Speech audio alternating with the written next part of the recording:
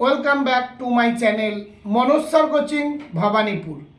ক্যালকাটা ইউনিভার্সিটির যে সমস্ত ছাত্রছাত্রী সেমিস্টার 3তে পড়ছো তাদের জন্য আজকে আমি এই ভিডিওতে জিওগ্রাফি সিসি কিংবা জিই 3 যে পেপারটি রেখেছো জেনারেল বা পাস কোর্সের ছাত্রছাত্রীদের জন্য আমি 10 মার্কের এবং 5 মার্কের কিছু সাজেস্টিভ প্রশ্ন আলোচনা করছি।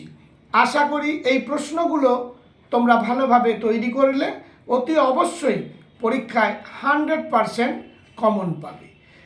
যারা আমার এই চ্যানেলে নতুন তারা মনোজ স্যার কোচিং ভবানীপুর চ্যানেলটি সাবস্ক্রাইব করো, লাইক করো এবং বেল আইকনটি ক্লিক করে রেখো যাতে তোমাদের প্রয়োজনীয় কোনো ভিডিও দেওয়ার সাথে সাথে তোমার মোবাইলে পৌঁছায়। দেখো, সিলেবাস তোমাদের অনেক বড় এবং পরীক্ষাও আসন্ন, তাই সম্পূর্ণ বই পরপর পেজ করে পড়া নিশ্চয়ই সম্ভবপর নয়। তাই কিছু প্রশ্ন তোমরা ভালোভাবে তৈরি করবে, সেই প্রশ্নগুলো আমি আজ আলোচনা করব। এবং তোমাদের যে সমস্ত বন্ধুবান্ধবদের এই পেপারটি রয়েছে তাদেরকে তোমরা লিঙ্কটা শেয়ার করে দেবে। আশা করি এগুলোর মধ্যে তোমরা কমন পাবেই পাবে। প্রথমে আলোচনা করব 10 মার্কের জন্য যে সমস্ত প্রশ্নগুলো পড়বে। 1 নম্বর খুবই ইম্পর্ট্যান্ট প্রশ্ন, এটা না পড়লেই নয়।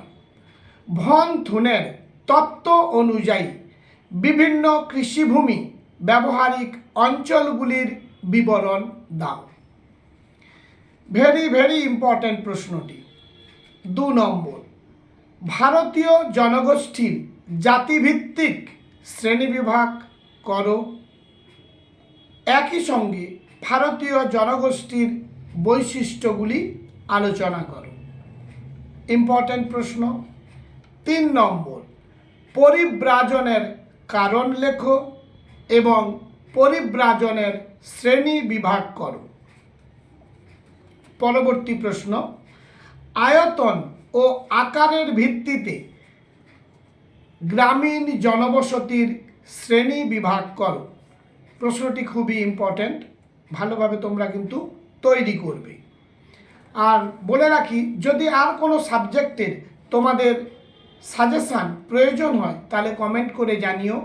যেভাবে তোমাদের অনেকে দেখেছি এই জিওগ্রাফি সেমিস্টার 3 জেনারেলের সাজেশান চেয়েছিলে, তাই আজকে আমি এই ভিডিওতে প্রশ্নগুলো আলোচনা করছি। 5 নম্বর প্রশ্ন, ওয়েবারের তত্ত্ব অনুযায়ী কোনো জায়গার শিল্প স্থাপনের ক্ষেত্রে পরিবহনের প্রভাব আলোচনা করো। 6 নম্বর প্রশ্ন, গ্রামীণ বসতি ও পৌর বসতির পার্থক্য লেখো। লাস্ট প্রশ্ন 10 মার্কের জন্য, বার্জেসের এককেন্দ্রিক অঞ্চল মডেলটি ব্যাখ্যা করো।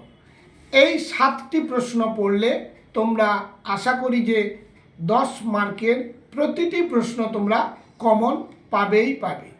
কারণ বিগত সেমিস্টারগুলোতে যে সাজেশান আমি দিয়েছিলাম, এমনকি জিওগ্রাফি অনার্সের economics, sociology, political science, education, Bangla, English প্রতিটি সাবজেক্টে আমরা 100% কমন পেয়েছি।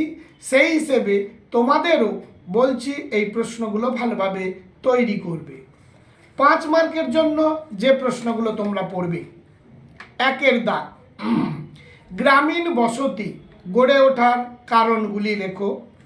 2 নম্বর পৃথিবীব্যাপী জনসংখ্যা বন্টনের তারতম্যের কারণগুলি আলোচনা করো। 3 নম্বর বিশ্বায়ন সম্পর্কে সংক্ষেপে লেখো। 4 নম্বর আন্তর্জাতিক পরিব্রাজনের প্রধান কারণগুলি লেখো।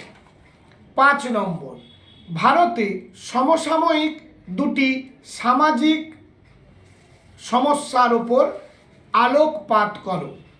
6 নম্বর লৌহ ইস্পাত শিল্পের সমস্যাগুলি লেখো। 7 নম্বর শিল্পভিত্তিক সমাজের প্রধান বৈশিষ্ট্যগুলি লেখো। 8 নম্বর, পশ্চিম ভারতে কার্পাস বয়ন শিল্পের বিকেন্দ্রীকরণের কারণগুলি লেখো। 9 নম্বর, খাদ্য সংগ্রাহক ও শিকারীজীবী সমাজের প্রধান বৈশিষ্ট্যগুলি উদাহরণ সহ আলোচনা করো। 10 নম্বর, আদিম যাযাবর জনগোষ্ঠীর এবং শিকারী খাদ্য সংগ্রাহক জনগোষ্ঠীর বৈশিষ্ট্যগুলি কি কি এবং সাংস্কৃতিক অঞ্চল বলতে কি বোঝো, পৃথিবীর প্রধান সাংস্কৃতিক অঞ্চলগুলি উল্লেখ করো। এগুলি হলো 5 মার্কের প্রশ্ন। তাহলে 10 মার্কের এবং 5 মার্কের যে প্রশ্নগুলো দিলাম ভালোভাবে তৈরি করবে, এগুলোর মধ্যে তোমরা কমন পাবেই পাবে। আর মনোজ স্যার কোচিং ভবানীপুর চ্যানেলটি সাবস্ক্রাইব করতে ভুলে যেও না। আজ তাহলে এই পর্যন্ত।